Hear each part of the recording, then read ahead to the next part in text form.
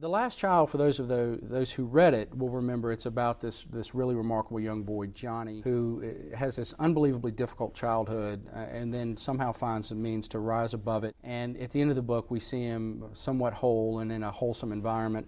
When I finished that book, I became intrigued with the question of what would happen to a child in very dire circumstances that was not given a soft landing, that was not given an easy way out of that desperate childhood.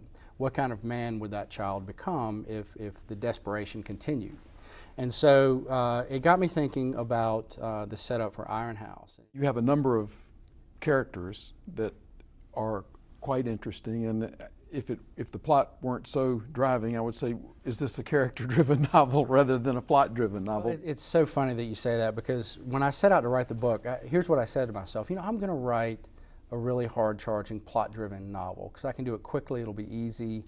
And in the back of my mind, I knew that there would be elements of what I've done in the past that sort of blend in. And for those that haven't read my books, I'm very deeply moved by my characters. All of my books to date have been about normal people trying to find the strength to deal with terrible but abnormal circumstances. Okay, I mean that's true in Iron House. I mean in King of Lies, Downriver, Last Child. They're regular folks. The challenge in this book was how to build a convincing internal landscape for a guy who, for 20 years, has been a stone-cold killer.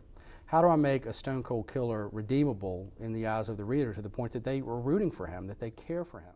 And that is all about motivation. It's all about what made him what he is. I mean, this is a good guy who made a hard choice at a young age to protect his brother, and he's lived uncomplainingly with the consequences.